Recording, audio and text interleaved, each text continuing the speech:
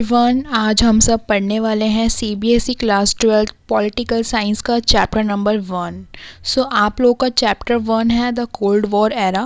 तो हम इस चैप्टर में समझेंगे कि कोल्ड वॉर क्या होता है और कोल्ड वॉर का जो एरा था, यानी कि कोल्ड वॉर का एरा मतलब जिस समय कोल्ड वॉर चल रहा था, जो वो टाइम था, जो वो एरा था, वो कैसा था, वो क्या था, आज हम इस वीडियो में पढ़ने वाले हैं। सो आप सभी स्टूडेंट्स को तो पता ही होगा कि वॉर क्या होती है। तो वॉर का मतलब होता है लड़ाई, ठीक है।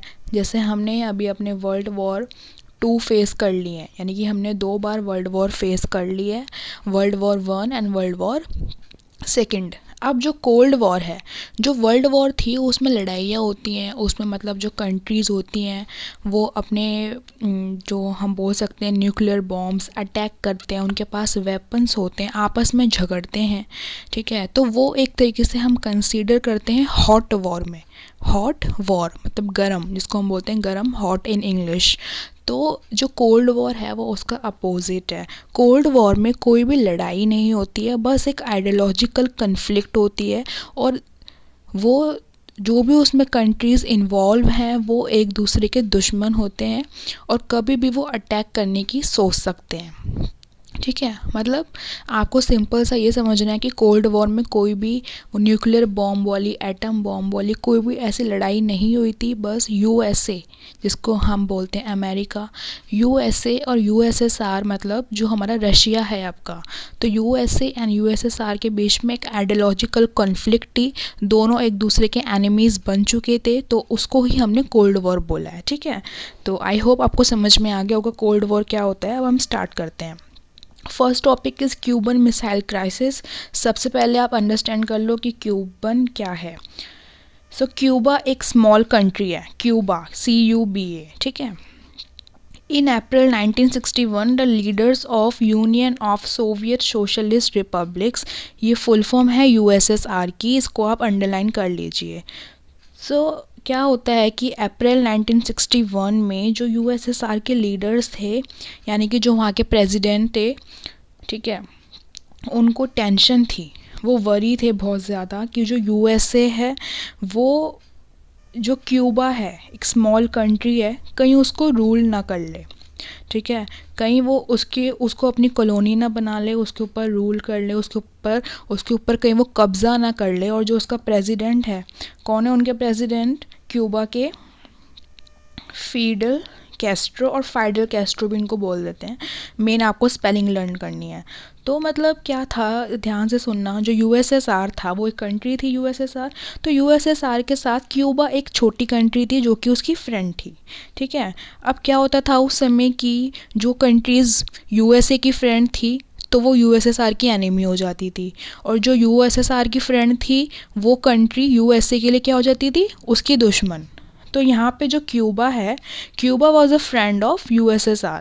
तो इसलिए USSR को ये बहुत ज़्यादा डर सता रहा था कि जो हमारा फ्रेंड कंट्री है, यानी कि जो क्यूबा है, कहीं उसको USA अपने कब्ज़े में ना ले ले, क्योंकि क्यूबा जो है वो मतलब USA के पास था, ठीक है। और उसके जो प्रेसिडेंट है फाइडल कैस्ट्रो, कहीं वो उनको जो उनकी राज गद्दी है उससे उठा के फेंक ना दे और ख़ुद वहाँ पे कब्ज़ा कर ले। तो ये एक ऐसी टेंशन थी जो USSR को सता रही थी, ठीक है। क्यूबा कहाँ, स्मॉल आइलैंड नेशन है off the coast off the US। तो US के एक कोस्ट पे एक कंट्री है, ये स्मॉल आइलैंड है, ये it's island country. Cuba was an ally of Soviet Union. So मतलब अभी मैंने आपको बताया था फ्रेंड कंट्री थी, तो उसको आप मान सकते हो एलाई, मतलब उसी का साथ था, USSR के साथ था ये। और क्यूबा को सपोर्ट मिलता था USSR से। सपोर्ट मतलब किसी भी तरीके का फाइनेंशियल सपोर्ट हो गया, और जो डिप्लोमेटिक रिलेशंस होते हैं दोनों कंट्री के बीच में, वो उसको रिसीव करता था। तो आप इसको बोल सकते हो कि क्यूबा और USSR एक फ्रेंड्स थे, दोनों कंट्री फ्रेंड्स थी, ठीक है। Second, next we have Nikita Khrushchev. Nikita Khrushchev was the leader of Soviet Union. So he decided to convert Cuba into Russian base. So उन्होंने ये डिसाइड करा कि जो क्यूबा है वो स्मॉल कंट्री है और वो US के पास है। तो US के पास है तो इससे क्यूबा को तो ख़तरा है ही, क्योंकि उसके जो रिलेशंस हैं वो यूएसएसआर के साथ अच्छे हैं। तो उसके लीडर कौन थे? वो निकिता ख्रुश्चेव। उन्होंने डिसाइड किया कि हम क्यूबा को रशियन बेस में कन्वर्ट कर देते हैं, मतलब कि जो क्यूबा है अब वो रशियन बेस के अंडर काम करेगी, यानी कि अब वो हमारी कंट्री की तरह काम करेगी। ठीक है। In 1962 he placed nuclear missiles in Cuba. So उन्होंने क्या करा 1962 में अपने यूएसएसआर से मिसाइल्स को भेज दिया क्यूबा में और वहाँ पे लगा दिया। और मिसाइल्स क्यों लगाई थी? कि जो अमेरिका है वो क्यूबा पे अटैक ना कर सके। अगर अमेरिका ने कभी अटैक करने की सोची तो जो मिसाइल्स हैं वो अपना वर्क करना शुरू कर दे। इसीलिए निकिता ख्रुश्चेव ने, जो लीडर थे यूएसएसआर के, उन्होंने ये डिसीज़न लिया कि वो क्यूबा को एक रशियन बेस में कन्वर्ट कर देंगे और उसकी सेफ्टी का पूरा ध्यान रखेंगे और वहाँ पे न्यूक्लियर मिसाइल्स, आपको पता होगा मिसाइल्स क्या होती हैं, न्यूक्लियर मिसाइल्स को वहाँ पे सेटअप कर देंगे। The installation of these weapons put the US for the first time under fire.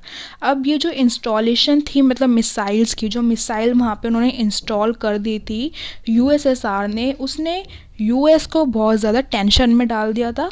और मतलब एक तरीके से आप बोल सकते हो कि यूएस काफ़ी ज़्यादा चिढ़ भी गया था, under fire from close range, and nearly doubled the number of bases or cities in the American mainland which could be threatened by the USSR।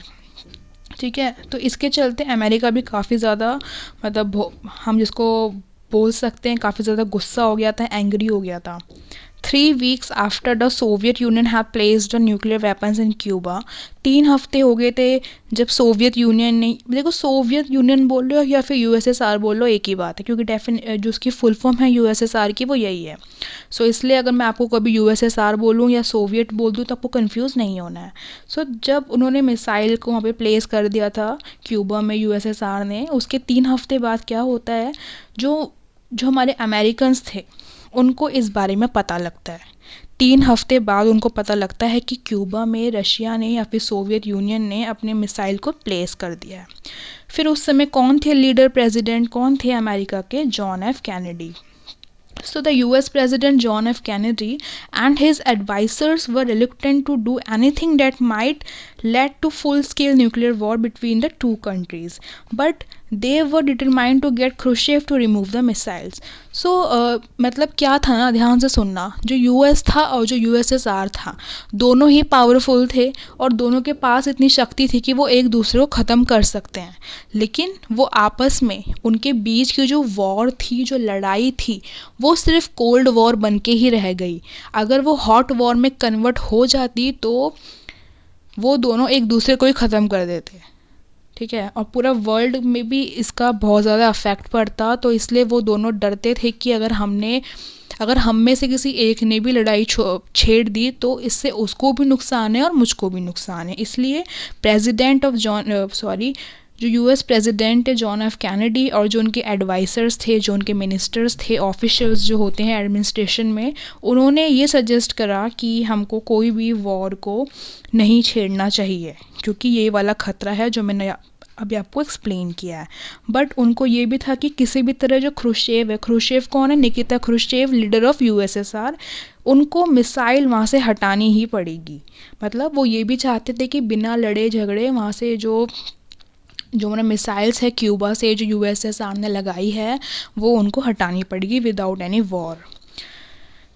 So John F. Kennedy ordered American warships to intercept any Soviet ships heading to Cuba as a way of warning the USSR.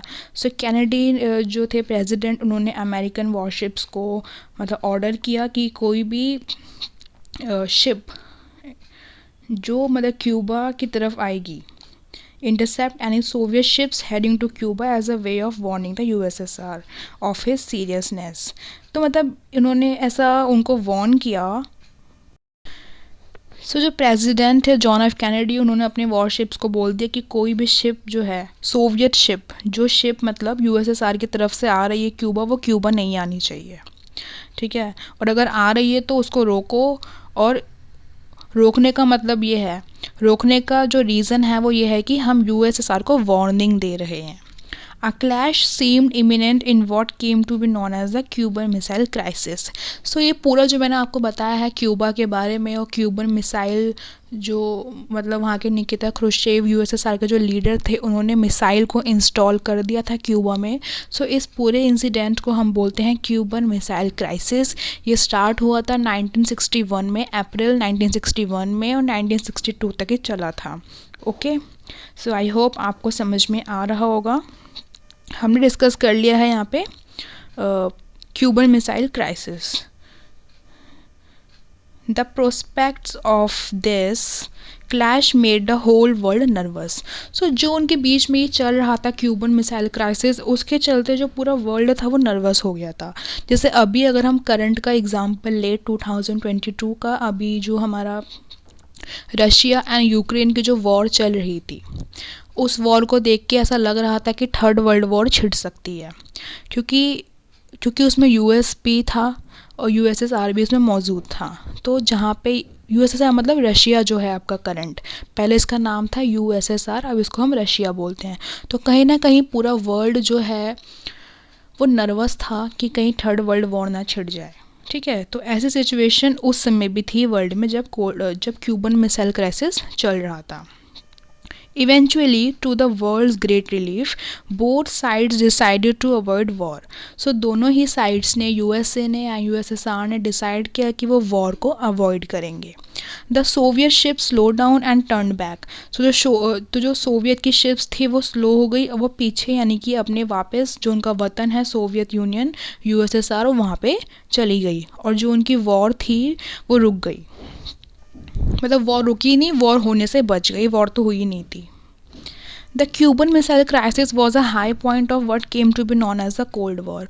So cold war का ये high point था. मतलब इस समय ऐसा लग रहा था कि अब इसी समय हमारी वॉर होने वाली है पूरे वर्ल्ड में. The cold war refer to the, अब यहाँ पे डेफिनेशन गिवन है, इसको आप अंडरलाइन कर लीजिए. The cold war refer to the competition, the tensions and a series of confrontations between US and USSR और Soviet Union and backed by the respective allies. Allies मतलब जो उनके साथ छोटी छोटी कंट्रीज़ होती हैं. सो कोल्ड वॉर को मैंने आपको बताया था कि कोई भी इसमें वेपन्स, न्यूक्लियर एटम्स वगैरह यूज़ नहीं होता. मतलब जो हॉट वॉर जो होती है ना, जैसे अभी हम देखते हैं कि अगर किसी कंट्री ने किसी कंट्री पे अटैक कर दिया है, उसको बोलते हैं हॉट वॉर, जो वर्ल्ड वॉर के टाइम पे हम देख चुके हैं. कोल्ड वॉर में क्या होता है कि जो कंट्रीज़ हैं उनके बीच में कॉम्पिटिशन्स हैं, वो एक दूसरे के एनिमीज़ हैं, टेंशन्स हैं. ठीक है, क्योंकि एक बोलता है कि मैं सुपर पावर हूँ, एक बोलता है मैं सुपर पावर हूँ, तो इसको हम बोलते हैं कोल्ड वॉर. तो डेफिनेशन है, आप इसको लर्न कर लेना. जो कोल्ड वॉर है वो किसके बीच में थी? यूएस एंड सोवियत यूनियन, और you can say USSR also. Fortunately, however, it never escalated into hot war. तो मतलब fortunately, luckily इसको हम बोलते हैं, ये कभी भी हॉट वॉर में कन्वर्ट नहीं हुई. अच्छा ही हुआ. There were wars in various regions with the two powers and their allies involved in warfare and in supporting regional allies, but at least the world avoided another global war. तो मतलब जो उनकी allies थी, like मान लीजिए कुछ small countries जो US के साथ है, कुछ स्मॉल कंट्री यूएसएसआर के साथ है, तो उनके बीच में छोटी मोटी लड़ाइयाँ चलती रहती थी, लेकिन कभी भी कोई ग्लोबल वॉर नहीं हुई. The Cold War was not simply a matter of power, rivalries of military alliances and of the balance of power. So cold war मतलब एक सिर्फ पावर का ही मैटर नहीं था, इसमें बैलेंस ऑफ पावर की भी बात कही गई थी. ठीक है, these were accompanied by a real ideological conflict as well, a difference over the best and the most appropriate way of organising political, economic and social life all over the world. So जो cold war है इसको हम ideological conflict भी बोल सकते हैं, because जो US है वो सपोर्ट करता है कैपिटलिज्म को, एंड जो आपका यूएसएसआर है वो सपोर्ट करता है सोशलिज्म को. सो दोनों की जो आइडियोलॉजी है वो अलग है. एक तो सिर्फ यही चाहता है कि सिर्फ पैसा कमाओ और जो रिच लोग हैं वो रिच बनते जाएं, हर जगह प्राइवेटाइजेशन आ जाए, फ्री मार्केट हो जाए. लेकिन एक चाहता है कि नहीं, सोशलिज्म में रह के करो सारा काम, सोसाइटी को पूरा हक दो, सोसाइटी के साथ काम करो. ठीक है.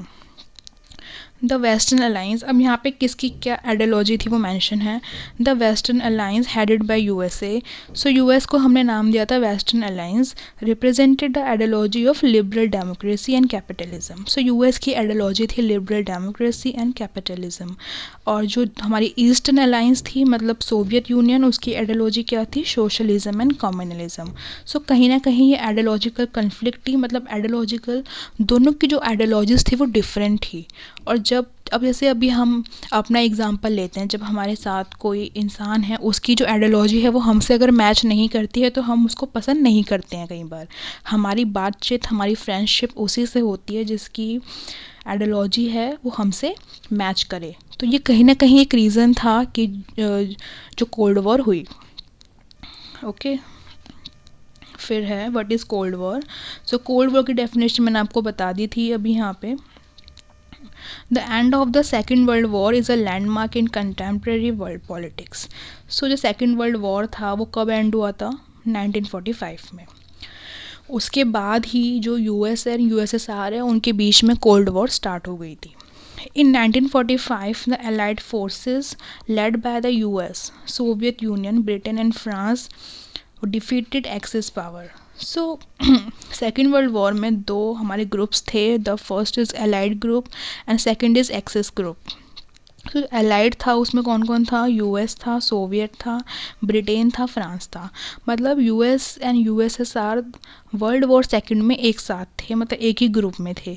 और एक्सिस पावर में कौन था, जर्मनी था, इटली था, जापान था। याद रखना, एलाइड में कौन कौन था, USA, Soviet, Britain and France, 4 country थी। और एक्सिस में सिर्फ 3, Germany, Italy and Japan.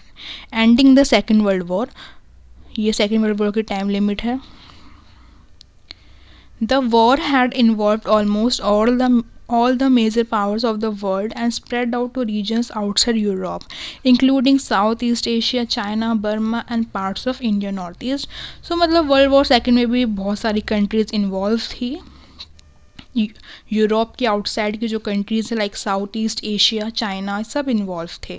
The war devastated the world in terms of loss of human life and civilian property.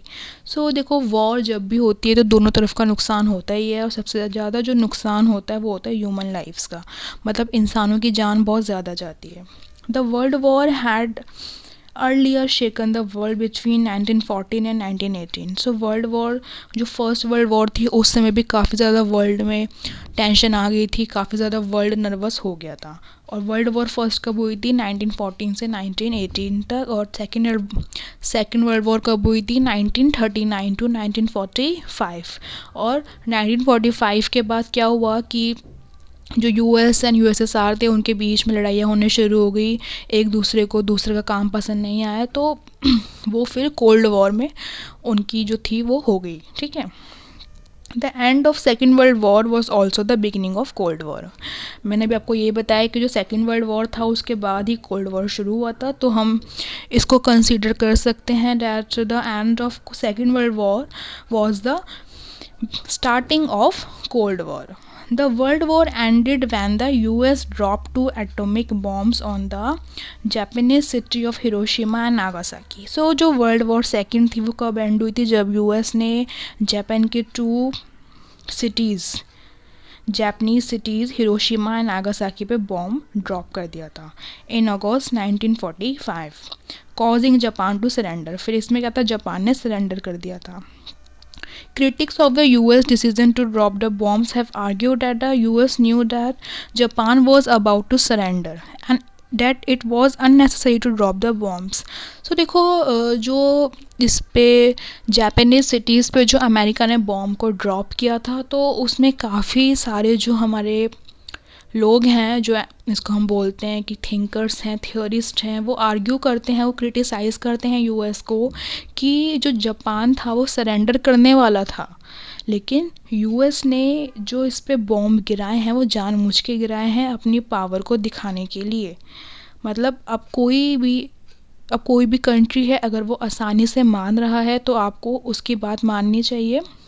ऐसा नहीं कि आप अपनी पावर को प्रूव करने के लिए, पावर को दिखाने के लिए पूरे वर्ल्ड को आप किसी भी कंट्री पे ऐसे बॉम्ब को ड्रॉप कर दो। सो कुछ क्रिटिक्स हैं, कुछ लोग हैं जो ऐसा बोलते हैं। They suggest that the US action was intended to stop the Soviet Union from making military and political gains in Asia and elsewhere and to show Moscow that the US was supreme. ऐसा भी बोलते हैं कि US ने जो bomb इसलिए भी गिराए थे ताकि जो सोवियत है यानी कि जो यूएसएसआर है वो मतलब एशिया से काफ़ी ज़्यादा मिलिट्री एंड पॉलिटिकल गेन्स ले रहा था, ताकि वो इससे डर जाए और वो गेन्स लेना बंद कर ले। और इसलिए भी किया था कि जो मॉस्को है उसको अपनी पावर दिखाना कि सबसे ज़्यादा सुप्रीम मैं हूँ, यानी कि यूएस हूँ। US supporters have argued that the dropping of the atomic bombs was necessary। अब जो US को सपोर्ट नहीं करते उन्होंने क्या बोला था कि बॉम्ब गिराना बिल्कुल भी नेसेसरी नहीं था, लेकिन जो US के सपोर्टर्स हैं वो क्या बोलते हैं कि बॉम्ब गिराना ज़रूरी था क्योंकि हमको वॉर को जल्द से जल्द स्टॉप करना था। Whatever the motives, the consequences of the end of the Second World War was the rise of two new power on the global rise stage। So हम बोलते हैं कि कुछ भी मोटिव्स हो हमें नहीं पता हम बस ये बात करते हैं कि जो सेकेंड वर्ल्ड वॉर का एंड था उसके बाद हमको दो न्यू पावर का राइज देखने को मिला, और वो कौन कौन सी पावर है, US and USSR. With the defeat of Germany and Japan, the devastation of Europe and in many parts of the world, the US and the Soviet Union became the greatest power in the world। So US और USSR greatest power बन गए क्योंकि second world war में जो countries थी मतलब तो उन्होंने मतलब जर्मनी को, जापान को और यूरोप में जो बहुत ज़्यादा डिवास्टेशन हुआ था उसके चलते वो कंट्रीज़ काफ़ी ज़्यादा वीक बन गई थी, और फिर जो स्ट्रॉन्गेस्ट कंट्री थी वो US एंड USSR बन गए। ओके अगर आपने अभी तक वीडियो को लाइक नहीं किया है तो प्लीज़ आप सभी स्टूडेंट्स वीडियो को लाइक ज़रूर करिए। मैं आपको क्लास 12th के सारे चैप्टर्स पढ़ाने वाली हूँ। Okay While the Cold War was an outcome of the emergence of the US and USSR as two superpowers rival to each other। So बोलते हैं कि cold war was an outcome of the emergence, मतलब देखो ध्यान से सुनना, second world war हुई उसके बाद क्या हुआ कि जो यूएस एंड यूएसएसआर था वो दो ग्रेटेस्ट पावर निकल के आई। अब उनके बीच में कंपटीशन था कि चल मान लिया हम दोनों ग्रेट हैं, लेकिन सबसे ज़्यादा ग्रेटेस्ट कौन है, नंबर 1 कौन है। तो इसको चलते उनके बीच में आपस में वो एक दूसरे के एनिमीज़ बनना शुरू हो गए, और जब वो एनिमीज़ बनना शुरू हो गए आपस में कंपटीशन करने लग गए एक दूसरे से, फिर उसके बाद कोल्ड वॉर स्टार्ट हो गई। The logic is simple yet powerful, हमने यहाँ छोड़ दिया है। USSR as two superpowers rival to each other. It was also rooted in the understanding that the destruction caused by the use of atom bombs is too costly for any country to bear. The logic is simple yet powerful। तो मतलब ये है ही कि अब मानो कोई भी country अगर वॉर को अफोर्ड करती है तो उसका जो लॉस है, जो खर्चा है वो बहुत ज़्यादा आता है और काफ़ी ज़्यादा कॉस्टली होता है। तो इसलिए हर कंट्री वर्ल्ड वॉर करने से या फिर किसी भी वॉर से बचती ही है। When two rival powers are in possession of nuclear weapons capable of inflicting death and destruction unacceptable to each other, a full-fledged war is unlikely। In spite of provocations, neither side would want to risk war, since no political gain would justify the destruction of the society।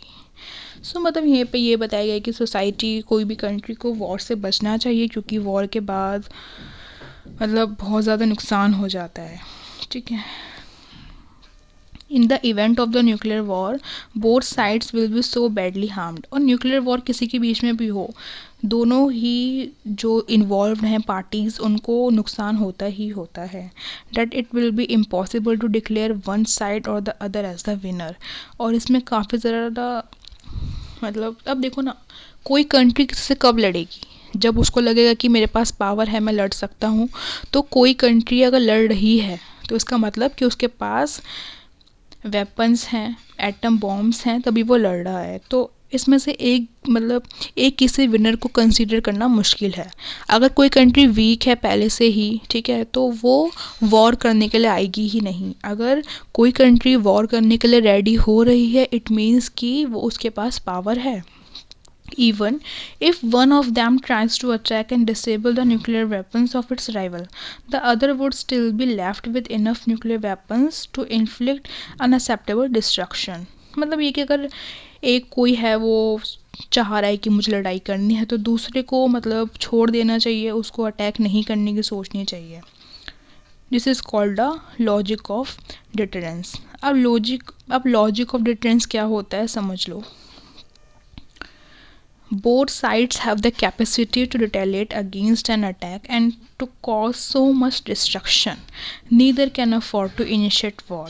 मतलब दोनों groups के पास यानी कि दोनों countries के पास power है कि वो लड़ सकते हैं और वो एक दूसरे को बहुत तगड़ा वाला नुकसान पहुंचा सकते हैं, बहुत ज़्यादा डिवास्टेशन कॉज कर सकते हैं, लेकिन वो ये प्रेफर करते हैं कि हम आपस में ना ही लड़े तभी सही है, क्योंकि अगर हम लड़ेंगे तो दोनों का ही नुकसान है, पूरे वर्ल्ड का भी नुकसान है. उसको हम बोलते हैं लॉजिक ऑफ डिटरेंस.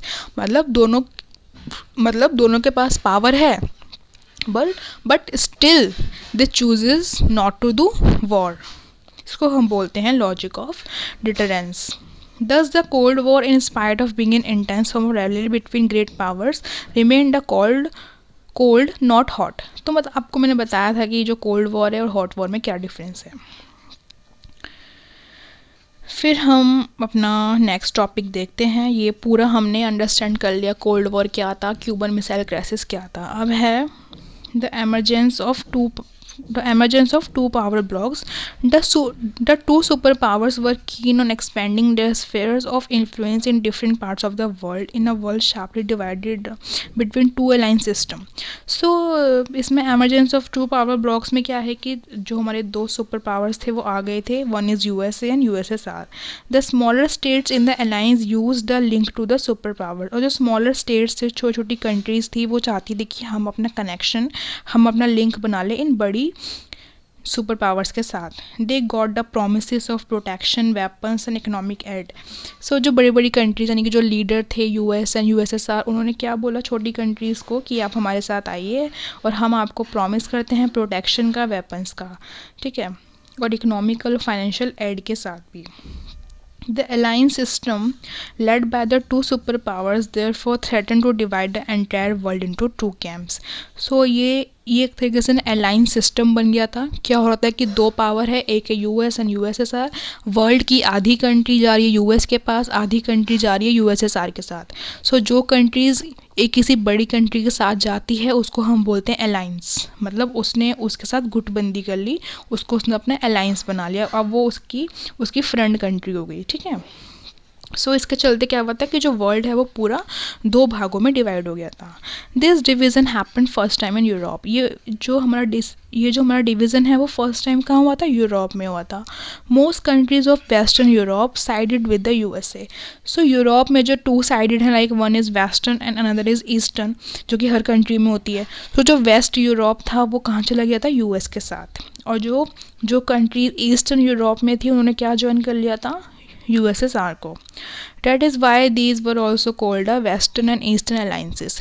अभी मैंने आपको ऊपर पढ़ाया था कि जो US है उसको हम कंसीडर करते हैं वेस्टर्न अलाइंसेस और USSR को हम कंसीडर करते हैं ईस्टर्न अलाइंसेस. सो वेस्टर्न ईस्टर्न उनको जो हमने नाम दिया है वो इसलिए ही दिया था क्योंकि जो वेस्टर्न यूरोप था वो हमारा आ गया था US के साथ, और जो ईस्ट यूरोप था वो कहाँ आ गया था, USSR के साथ. So that's why we call them as western and eastern alliances. ये मैप है, आप देख सकते हो. The western alliance was formalize into an organisation the NATO. सो अमेरिका ने अपनी एक ट्रीटी बना ली थी, एक ऑर्गेनाइजेशन बना ली थी NATO. That means North Atlantic Treaty Organisation which came into existence in April 1949. So ये US की एक ऑर्गेनाइजेशन थी, इसका आपको नाम याद होना चाहिए. और कब बनी थी ये, अप्रैल 1949 में. It was an association of 12 state. तो इसमें 12 स्टेट्स थे, यानी कि 12 कंट्रीज़ थी, which declare that armed attack on any one of them in Europe or North America would be regarded as an attack on all of them. इसका मतलब ये था कि हमारे ऑर्गेनाइजेशन में 12 कंट्रीज़ है, अगर किसी भी एक कंट्री पे अटैक हुआ तो हम उसको कंसिडर करेंगे कि आपने हम 12 की 12 कंट्री पे ही अटैक कर दिया है और फिर हम पूरी की पूरी 12 कंट्री आपके अगेंस्ट वॉर छेड़ देंगी, ठीक है।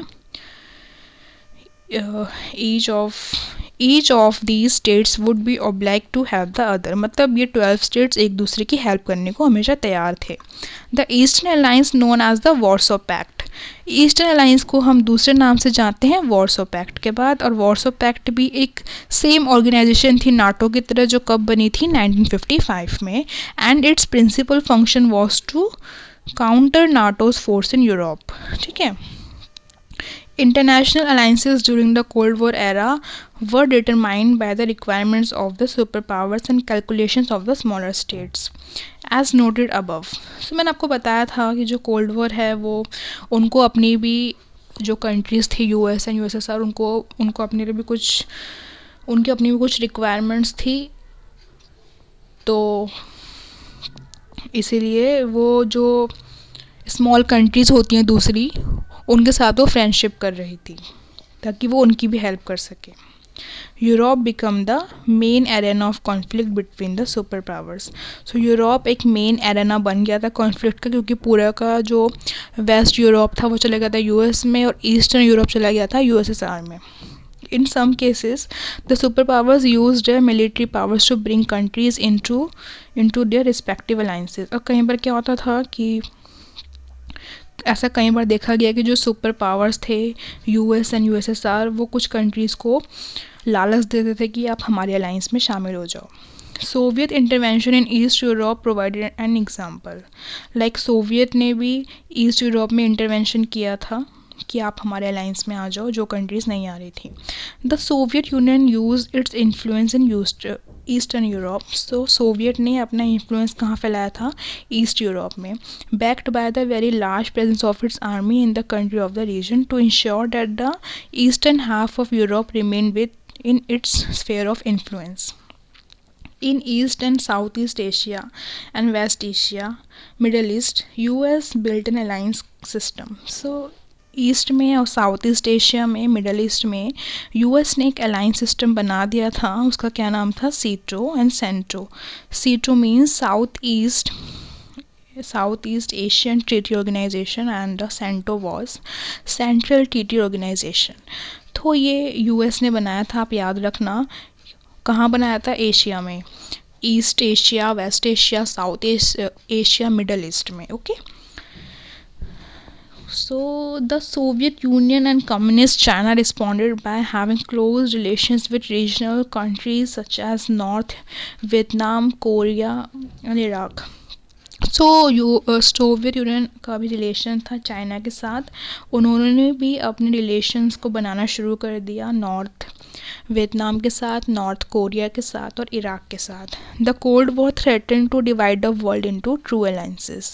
Under these circumstances many of the newly independent countries after gaining their independence from the colonial powers such as Britain and France were worried that they would lose their freedom as soon as they gained formal independence. So क्या हो रहा था कि पूरा world ना 2 parts में divide हो गया था, one is US and another is Soviet Union.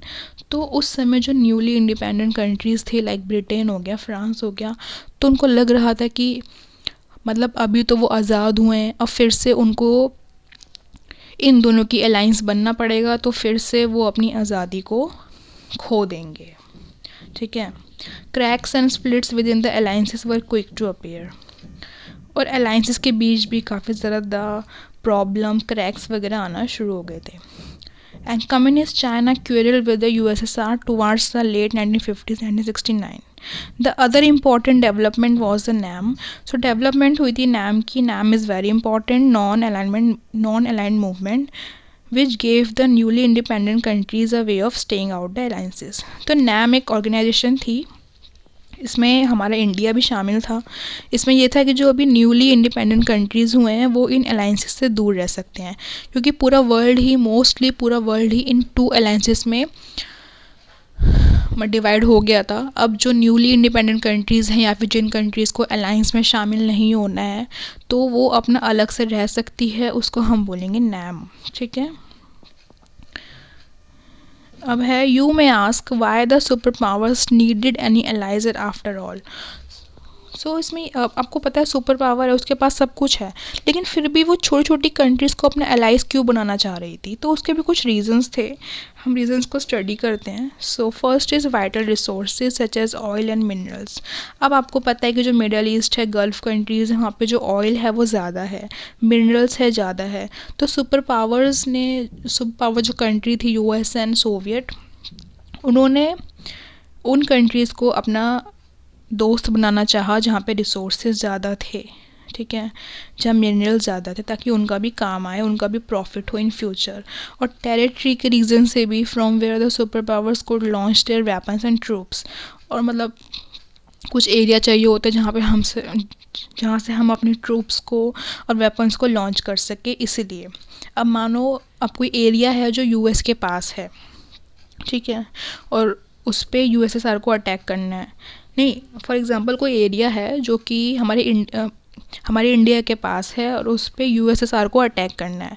सो जो यूएसएसआर है वो इंडिया से दोस्ती करेगा, ताकि जो इंडिया है वो उसको उसका जो एरिया है, टेरिटरी है, वो उसको यूज़ करने के लिए दे दे, और वहाँ से वो अपनी ट्रूप्स को लॉन्च कर सके और उस कंट्री पे अटैक कर सके, क्योंकि दूर से अटैक करना मुश्किल होता है।